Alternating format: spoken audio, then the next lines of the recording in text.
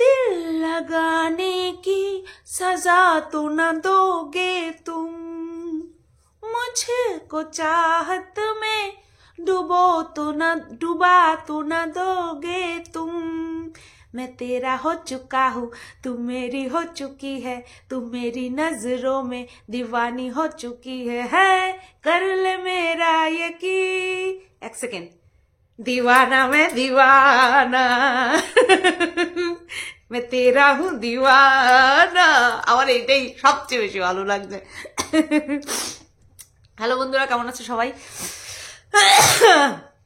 আশা করছি তোমরা সবাই ভালো আছো, আর আমি এরকমই আছি, ঠিক আছে?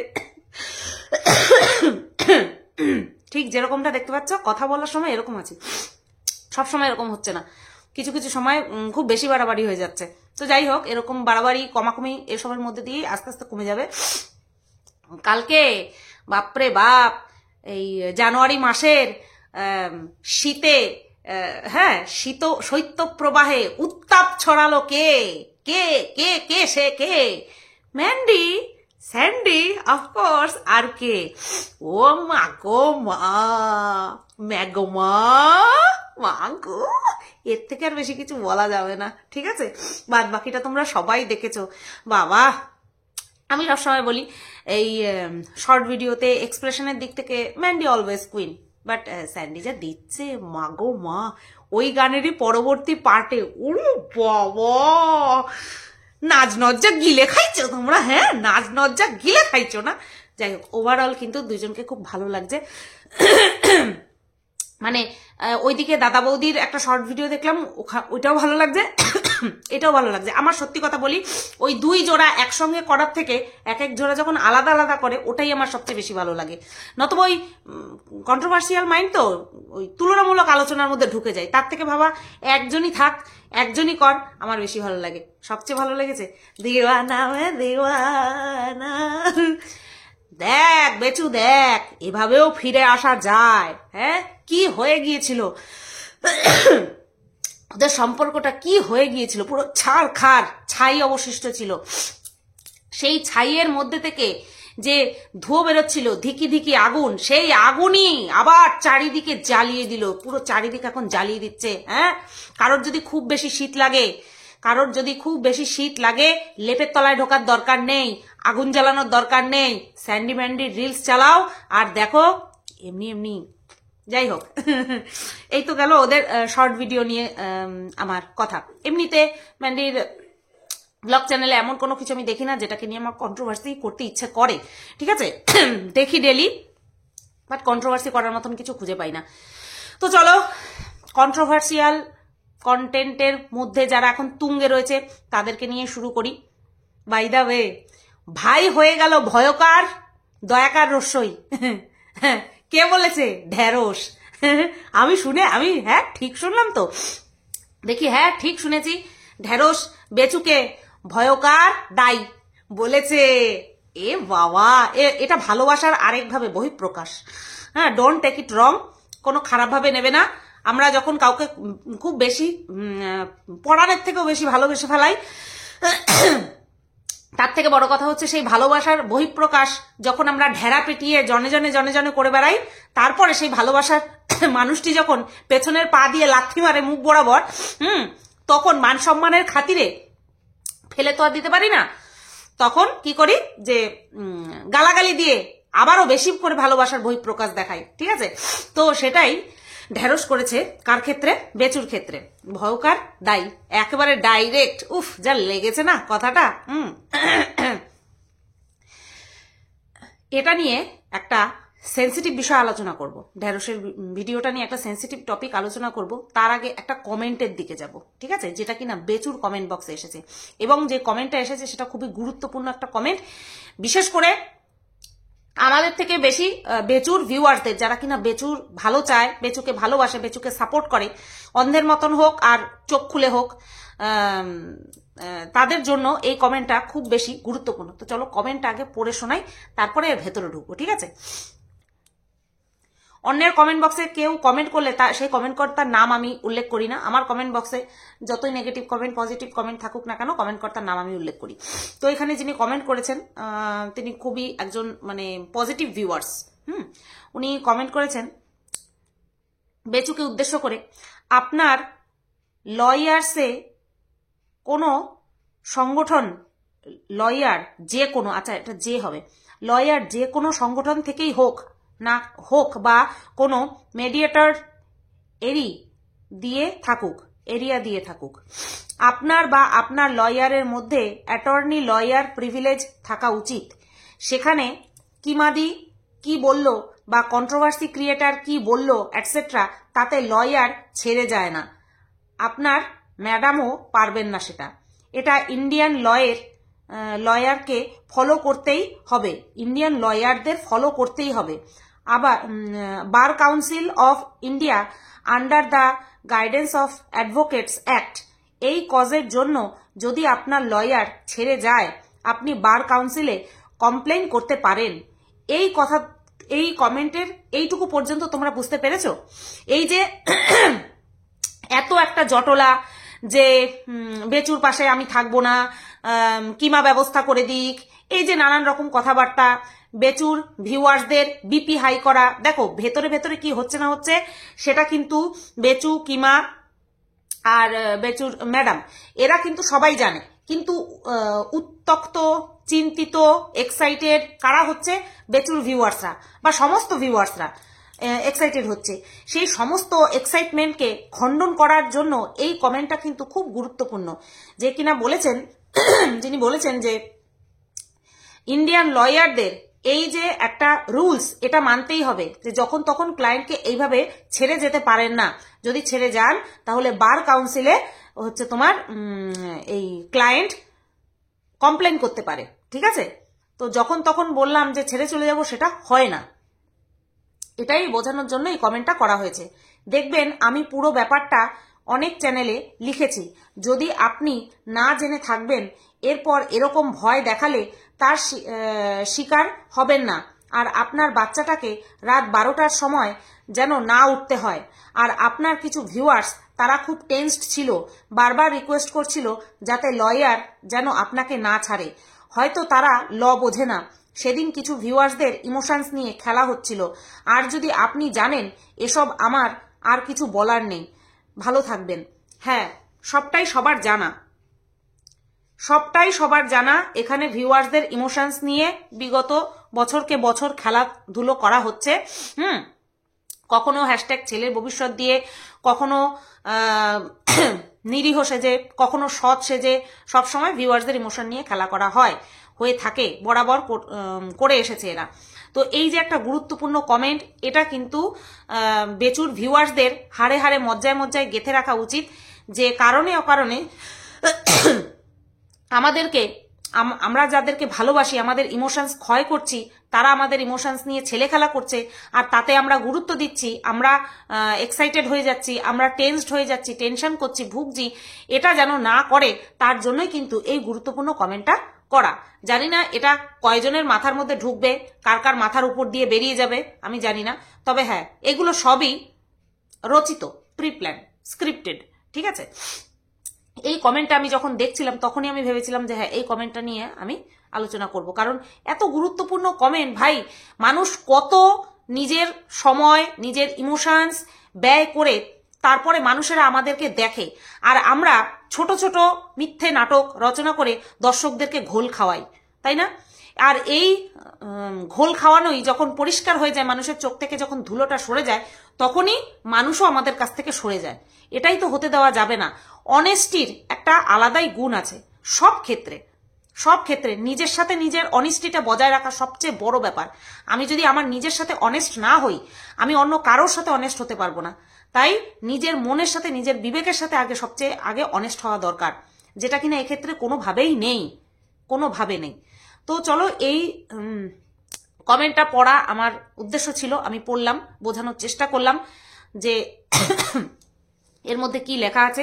এরপরে তোমরা যদি এর সত্যতা যাচাই করতে চাও, কোনো আইনজ্ঞবিদের সাথে কথা বলতেই পারো যে কথাটা সত্যি কিনা, এইভাবে যখন তখন চাইলেই ছেড়ে দেওয়া যায় কিনা, বা সরে যাব আমি আর লড়বো না, এটা করা যায় কিনা। আমি সবসময় বলি, আমি জানার পরেও, জানার শেষ নেই মানুষের, সবসময় বলি তোমরা জেনে নিয়ে তারপরে আবার বলো। হিউজ পরিমাণে যে বিষয়টা সামনে আসে সেটাই হচ্ছে গ্রহণযোগ্য। এবার আসি ঢ্যাঁড়সের বিষয়টাতে। ঢ্যাঁড়স তো তার প্রাণের ভাইকে ভয়ঙ্কর দায়ী বলেই দিয়েছে। হ্যাঁ, আর একবার বলছে ভাই কিছুই বোঝেন না, একবার লিখছে ভাই পান্তা ভাত খায়, মানে কত রকমের কথা বলছে। মেন কথাটা কি, ঢ্যাঁড়স একটা কথাই বোঝাতে চাইছে, যেদিন থেকে এই বৌদির সামনে এসেছে তারপর থেকে, যখন থেকে ওর কাছে পার্সোনাল ইনফরমেশন আসা শুরু হয় বৌদি সম্পর্কে, কই আমাদের কাউকে তো দিতে পারছে না, বৌদি সম্পর্কে পার্সোনাল ইনফরমেশন। বৌদি অফিসিয়ালি আনঅফিসিয়ালি কতজনের সঙ্গে যুক্ত ছিল, কত তারিখে বৌদির বিয়ে, কবে বৌদির বাচ্চা হয়, কবে বৌদি ছাড়াছাড়ি হয়, হ্যাঁ এগুলো তো আমরা জানি না, ঢ্যাঁড়স জানছে, তাই না? ঢ্যাঁড়সের কাছে ঠিক পৌঁছে যাচ্ছে, আর এই কারণেই ঢ্যাঁড়স সবার চক্ষুশূল হয়ে যাচ্ছে। যাই হোক, ঢ্যাঁড়স সমস্ত বিধি নিষেধ অতিক্রম করে আমি বলবো বৌদি কত ভালো, ঢ্যাঁড়স বলবে আর আমরা শুনবো, তারপরে আমরা আমাদের মন্তব্য পেশ করব। ঠিক আছে, চলো এবার ঢ্যাঁড়সের যেটা ডে 1 থেকে আপত্তি ছিল সেটা হচ্ছে বৌদি ভালো নয়। যেই মিনাকে আর কি বেচু এত খারাপ বলে সরিয়ে দিল, যে তার ব্যবহার খারাপ, তার ভাষা খারাপ, তার যে কি ল্যাঙ্গুয়েজ, বডি ল্যাঙ্গুয়েজ, মুখের ল্যাঙ্গুয়েজ, সবই খারাপ, যদি তোমাদের সামনে একবার দেখাই তাহলে তোমরা অবাক হয়ে যাবে, এরকম কথা বেচু বহুবার বলেছে। আর একটা কথা কি, যে ওই মেয়ে আমি আর ঘরে তুলব না, যে বোঝা আমি ঘাট থেকে নামিয়েছি সে বোঝা আমি আর ঘরে তুলব না, এরকম বহু মন্তব্য বেচু করেছে। সেখান থেকে ঢ্যাঁড়স বলছে যে তুমি যাকে, আপনি বলে ডাকে, আপনি যাকে ঘর থেকে সরিয়েছেন ভাঙা টিন, এই বৌদি হলো তার থেকেও বেশি খারাপ, তাহলে আপনি কিভাবে মেনে নিচ্ছেন? এইবারেই বৌদি যে কত খারাপ তার বর্ণনা দিচ্ছে। সেটা হলো, একটাই কথা বলছে, কোনো একটা ছুটিপুটি পার্কে গেছে যেখানে কিনা নানান রকম কুকীর্তি হয়,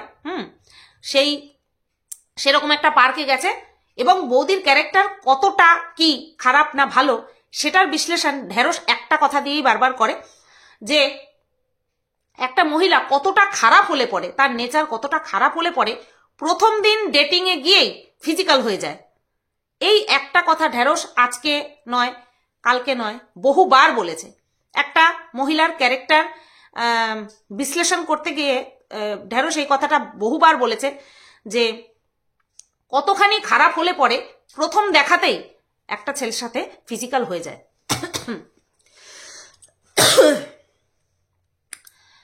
মহিলা বলো পুরুষ বলো নির্বিশেষে আমাদের যে শরীর সেটা আত্মার সাথে একদম অঙ্গাঙ্গিভাবে যুক্ত। আমরা চাইলেই কাউকে, যেন তেন কাউকে আমরা নিজেদেরকে, মানে কি বলবো, ফিজিক্যাল হয়তো বহু দূর কি বাত, আমাদের দিকে একটা খারাপ নজরের চাহনি দেবে সেটাই আমরা মেনে নিতে পারি না, তাই তো? আমরা রাস্তাঘাটে যখন বের হই তখন আমাদের দিকে যদি কেউ খারাপভাবে নজরও দেয় আমাদের অস্বস্তি লাগে, মানে সে আমাকে নজর দিয়ে কিছু করছে না, কিন্তু আমাদের গা গুলিয়ে ওঠে, এইভাবে আমার দিকে তাকাচ্ছে। এতটাই সেন্সিটিভ আমাদের মন শরীর, এতটাই সেন্সিটিভ। সেখানে প্রথমবার কেন 10 বারেও কারোর সঙ্গে নিজের শরীর ভাগাভাগি করে নেওয়ার মতন মানসিকতা সবার হয় না, ঠিক আছে? আমাকে দেখবে তুমি সব সময়, আমি জেনারেল কম্পার্টমেন্টে উঠি, খুব রেয়ার, সব সময় লেডিস কম্পার্টমেন্টে উঠি, খুব রেয়ার জেনারেল কম্পার্টমেন্টে উঠি।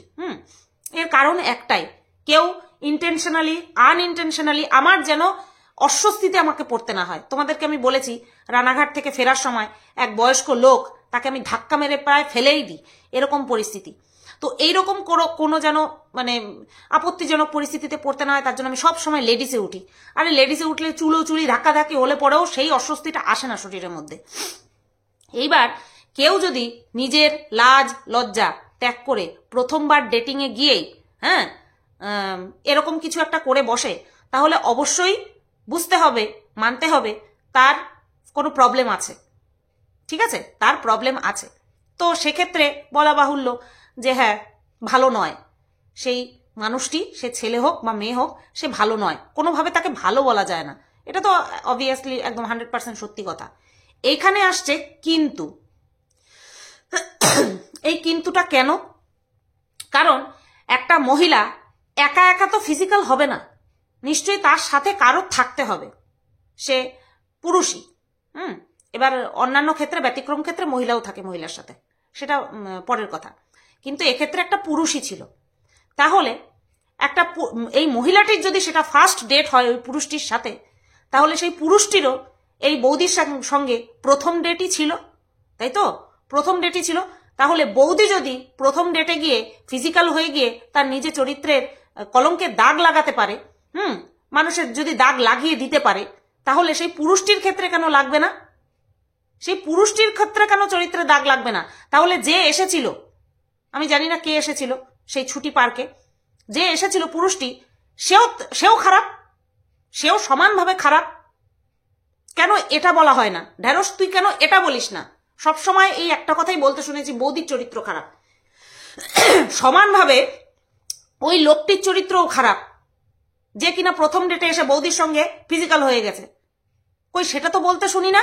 এটাই হচ্ছে তোদের প্রবলেম, এটাই তোদের প্রবলেম। যেমন কিনা বেচু আর মিনার ক্ষেত্রে একাধারে মিনাকে শুধু খারাপ বলে গেছিস, একাধারে মিনাকেই শুধু খারাপ বলে গেছিস। মিনা যদি খারাপ হয়ে থাকে, সেই খারাপের পেছনে কারণগুলোকে কখনো অ্যানালিসিস করতে প্রয়োজনই বোধ করিসনি। ঠিক যেমন এখানটাও সব সময় বলছিস ওই মহিলাটির চরিত্র খারাপ, মহিলাটি প্রথমবারে গিয়েই ফিজিক্যাল হয়ে গেছে। যে তোকে এই সমস্ত কথাবার্তা বলছে, যদি সে হয়ে থাকে তাহলে তারও চরিত্রে দোষ, যে সে প্রথমবার গিয়েই হয়ে গেছে। নাকি পুরুষ বলে চরিত্রে কোনো দাগ লাগে না? পুরুষ বলে প্রথমবার কেন, যতবার যাবে মাঝ রাস্তাতেও ফিজিক্যাল হওয়ার তার অধিকার আছে, তাতে তার চরিত্রে দাগ লাগে না। দাগ লাগবে কার? মেয়েটির, তাই না? জঘন্য মানসিকতা। এই যুগের ছেলে হয়ে, এইটুকু বয়স হয়ে এই সমস্ত কথা বলিস, কথায় কথায় এই সমস্ত কথা বলিস, লজ্জা করে না? শিক্ষা দীক্ষা পাসনি কিছু, সবসময় মেয়েদের দোষ, মহিলাদের দোষ। এর আগে আসানসোলের মেয়েটিকে ছিঁড়ে ছিঁড়ে খেয়েছিস, পাপ যে কোথায় কোথায় গিয়ে লেগেছে তোর, তুই শুধু গুনতে থাকবি। যখন ফল পাওয়া শুরু করবি তখন গুনতে থাকবি যে বিনা কারণে কত মানুষকে, কত মহিলাকে নিয়ে আমি কত নোংরা নোংরা কথা বলেছি কোনো প্রমাণ ছাড়াই। আমার বৌদির ক্যারেক্টার নিয়ে আমার কিচ্ছু বলার নেই, সে তার পাস্ট লাইফে কি করেছে না করেছে আমি কোনো কেয়ারই করি না তাতে। কিন্তু দুইজন একটা বিষয়ে যুক্ত রয়েছে, একজনকে খালি দোষারোপ করা হয় কেন, কিসের জন্য? এইবার বৌদির আরো একটা স্বভাবের কথা বলা হচ্ছে, বৌদি নাকি ভায়োলেন্ট, খুব ভায়োলেন্ট বৌদি নাকি মারপিট করে। প্রথম বরের সঙ্গে যার সঙ্গে আর কি সামাজিকভাবে বিয়ে হয়েছিল, যার সঙ্গে একটা মেয়েও আছে, সেই বরকে নাকি খুব মারে। তুই দেখেছিলিস গিয়ে মারে?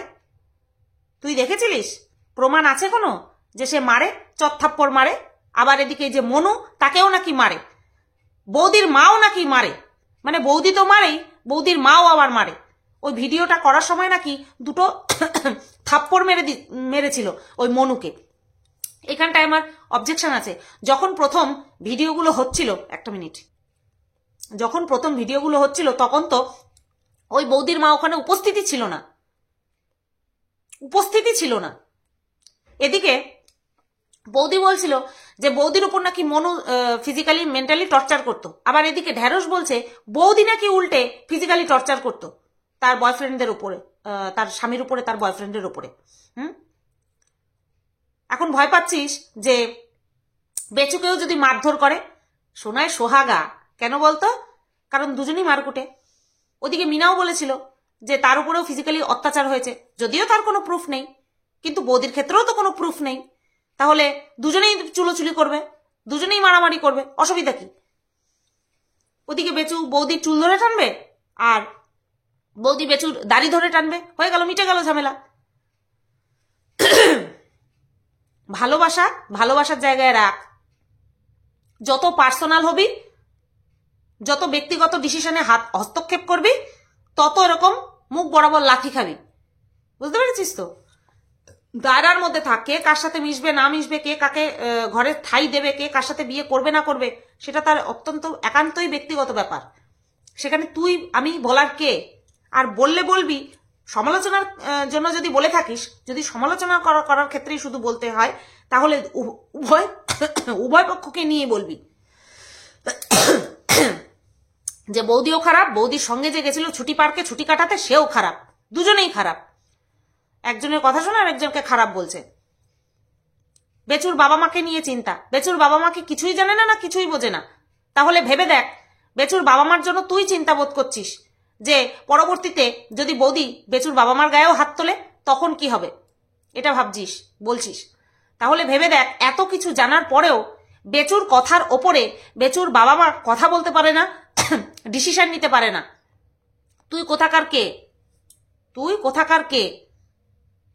বলছে বৌদি ভিডিও করতে গিয়ে, এক্সারসাইজের ভিডিও করতে গিয়ে কিভাবে সব দেখাচ্ছে, কিভাবে সব দেখাচ্ছে।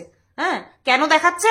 যাতে করে বেচুর থেকেও বেটার কাউকে পায়, এরকমই একটা ইঙ্গিত দিল ঢ্যাঁড়স, তাই না? অপশন খুঁজতে অসুবিধা কোথায়? খুঁজুক না অপশন, তোরা তো ফাটছে কেন? চাইছিস তো যাতে বেচুর কাছ থেকে সরে যায়, তাহলে খুঁজতে দে অপশন, অপশন খুঁজুক, খুঁজে নিক বেটার কাউকে, পেলে পরে তো তোর ভাই বেঁচে যাবে, তাই না? কেউ কেউ লিখেছে দেখলাম, বেচুর সঙ্গে যারা থাকে ওই 4-5 বছরই মেয়াদ। দেখা যাক না, দিল্লি বহু দূর, দিল্লি এখনো বহু দূর। কোর্টে ঢুকেছে বিষয়, এখনো দেরি আছে, বহুত দেরি আছে।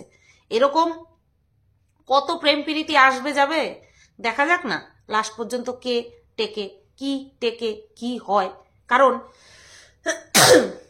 বেচু বলো আর মিনা বলো, উভয়ের কমেন্ট বক্সেই বারবার এই টাইপের কমেন্ট যাচ্ছে যে বাচ্চার জন্য যাতে তারা দুজনেই এক হয়ে যায়। আর এই টাইপের কমেন্টে দুজনেই এখন লাভ রিয়াক্ট দিচ্ছে, মিনাও লাভ রিয়াক্ট দিচ্ছে, বেচুও লাভ রিয়াক্ট দিচ্ছে। তার মানেটা কি? সত্যি কি এরা এক হতে চায়, নাকি অনলি এমনি জাস্ট লাভ রিয়াক্ট দিচ্ছে? কারণ ভালো কমেন্ট আসা বেচুর কমেন্ট বক্সে তো বন্ধ হয়েই গেছে, তাই না? দেখা যাক কি হয়। তো এই ভিডিওটা অনলি ফর মহিলাদের জন্য, যে যারা কিনা কারণে হোক অকারণে হোক শুধুমাত্র বদনামের ভাগী মহিলারাই হয়। ছেলেরা প্রেম করে ছেড়ে দিলে কি বলবে, একটা বাজে ভাষা ইউজ করবে, ওরে তো খেয়েছি আমি, এই টাইপের একটা ভাষা ইউজ করে। ভাবে না যে সে নিজেকেও বিলিয়ে এসেছে, এটা ভাবে না কিন্তু, তাই না? এটা হচ্ছে ছেলেদের মানসিকতা। তো ঢ্যাঁড়সও তার বাইরে কিছু না। চলো ভিডিওটা এখানেই এন্ড করলাম। কেমন লাগলো অবশ্যই কমেন্ট করে জানাবে। ঠিক বলেছি না ভুল বলেছি ঠিক করে জানাবে, ভালো মতন জানাবে। কেন বলো তো? কারণ বৌদি কি করেছে না করেছে সেটা নিয়ে আমাদের মাথা ব্যথা কিসের? যা করেছে অফ ক্যামেরা করেছে, অন ক্যামেরা তো কিছু করেনি, কন্ট্রোভার্সি করার মতন তো কিছু করেনি। ঢ্যাঁড়স তো আরো ফ্যামিলি মেম্বার না যে বোঝাতে বসেছে। কন্ট্রোভার্সি ক্রিয়েটার মতন ভিডিও করুক। খালি পিলি একজনের চরিত্র নিয়ে প্রত্যেক দিন কাটাছেড়া। চলো টাটা।